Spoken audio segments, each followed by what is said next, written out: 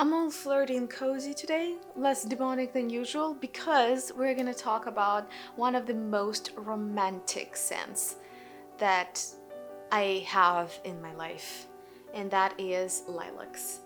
I happened to stumble upon lilacs, obviously, as many people, in my childhood, and that was such a powerful and romantic anchor of my youth, of the beauty of innocence, of hopes, of something just so poetic and lovely, just lovely. So lilacs really got anchored in me that way, and when I became an adult, I kind of strayed away from pure lilacs. It's too nostalgic of a scent to really make it an individual perfume.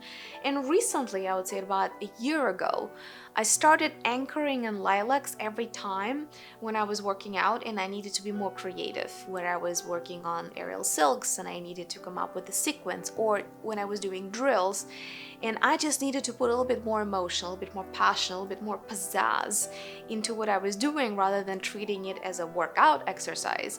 I would drench myself in lilacs. And I was lucky enough that I had this super cheap lilac scent that to me smelled exactly what I remembered the fresh lilacs smell like.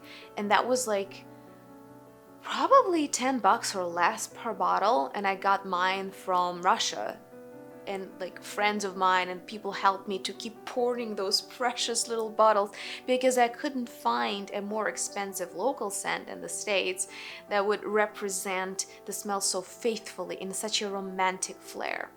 So the scent anchoring absolutely does work, and there's a ton of science to back it up. I'm not going to go into it right now. So I created the anchor, and then as any romantic novel goes, I ran out of lilacs. So it ended. I can no longer get it from Russia. There's no way for me to even try to obtain it at this moment. And the best next that I have in my collection is En Passant by Olivia Giacobetti for niche French brand Frederic Malle that is actually owned by Estee Lauder, if I'm not mistaken. So Estee Lauder Corporation owns the brand, and they keep it, I guess, like true to its essence, though I guess some of the recent releases one would find curious attempts at modernizing the brand. I'm not gonna say much about that. I'm not skilled enough. I haven't tried all of their new fragrances, nevertheless. So I usually gravitate toward that older stuff. En Passant is very believable, soft, soapy in my experienced lilacs. And it's green, it's somewhat watery, but to me it's more like a lilac soap than it is a fresh lilac scent. Also, not gonna lie, it feels a little bit odd to spray a $300 perfume when you're gonna sweat it out in 15 minutes. So I got on a quest of finding myself fresh lilacs again. First things first, I do have another lilac-y scent that is Salvador Dali Purplelight. And just to keep myself honest, I'll give another spray. It's my, I think, third bottle of it. It used to be super cheap online, now I don't know. But to me, this is way more wisteria and way more soapy. And I love it for linens. And it's kind of like a house scent. I don't really see it as a personal fragrance. It just doesn't work for me quite the same. And again, I was looking for fresh lilacs, not something too soapy and not something too sweet. So that's out of the question. Again, like if you know of any good candidates, please let me know. I've been collecting recommendations little by little, and some of them you might hear about today, and some of them maybe I've never heard of and I need to investigate more. This is a treacherous path I'm on. Let's just say things are not as easy. It's not as easy of a task as it seems. So another one that I have that to me is a lighter, friendlier, easier to wear option than Lilac Love by Amouage. that's very powdery, very sweet, very kind of heavier gourmand. I mean, it's not a heavy gourmand, but it's a heavier lilac that I know of. This is essentially Fraiche. There's a lot of white florals and a little bit of vanilla ice cream. But to me, it does remind me of creamy lilacs a little bit, even though it's not really what the marketing description of the fragrance says. But I do get lilacs here somehow. So I have that, but this is sweet.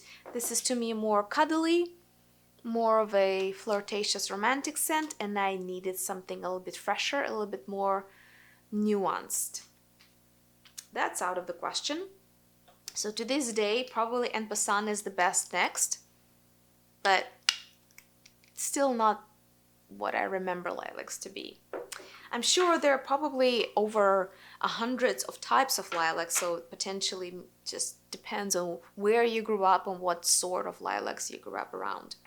So I went to the internet, I went to the comments, I asked you guys, I heard all kinds of things, and a lot of things that I was recommended were expensive niche scents. And as I said, this is already weird enough. I don't need to make my life any more detached from reality than I have now with Frederic Malle when I spray to go to the gym. And yet I decided to give a chance to Aerin. Aerin is, it's like Jo Malone, just maybe a little bit more vibrant. So they have a lot of kind of good reviews when they make naturalistic scents, something that has a bit of this homage to nature. So their fragrance Lilac Path had quite a few people who were swearing that's amazing fresh lilacs after the rain, and I'll find what I'm looking for if I get this one. I got it secondhand from Mercari, and to me this is a great scent. I don't regret getting it. I do love myself sophisticated, non-trivial floral. I'll always find a place for that. Let's be honest. And yet, more of a fresh cut grass greenness that I think that's cool. That makes it more wearable to the gym in my mind. I still very strongly associate going to the gym with something refreshing, something sparkly, maybe even oceanic, or at least watery and green. And yet the zestiness and the kind of the golden powder, I don't know how to describe it. It almost makes me think of mimosa rather than lilacs. But lilacs are certainly here. It's a bit much. It's more of a expressionist or impressionist style painting of lilacs than it is lilacs. It's interesting enough for me to wear it as a personal perfume, but as a personal perfume, I need something a little bit more believable, a little more lighter, a little bit more watercolor. This has a lot of texture. It has a lot of depth to it that's interesting to study, but I'm not sure that I want to study that when I'm up in the air on silks. I'll potentially give it a go and see if I can get used to it. It's way stronger and as I said, more complex than what I'm used to when it comes to lilacs. And again, I don't feel lilacs here as strongly as I feel fresh cut grass, maybe like even watery lotus and mimosa. But I'm sure lilacs are there somewhere. They're in the title. And again, I kind of feel, is it just the type of lilacs that I grew up around? Who knows? And the last one, the one that I place so much faith into because it's a huge bottle, it's a designer brand, it's widely accessible, that would be like a fit to the bill. I could just get a gallon of it and be happy. And that is a Drop d'Issey. They're Fraiche eau de parfum Fraiche, pretty much the blue-green one, the bottle. A lot of debates about which one is more lilacs from this brand, the original drop or the blue one that's Fraiche. But a lot of people online said that these are the lilacs after the rain, and the original drop by Miyake is more of a creamy souffle, like it's too sweet to be just a fresh lilac scent, so I went for the fresh version.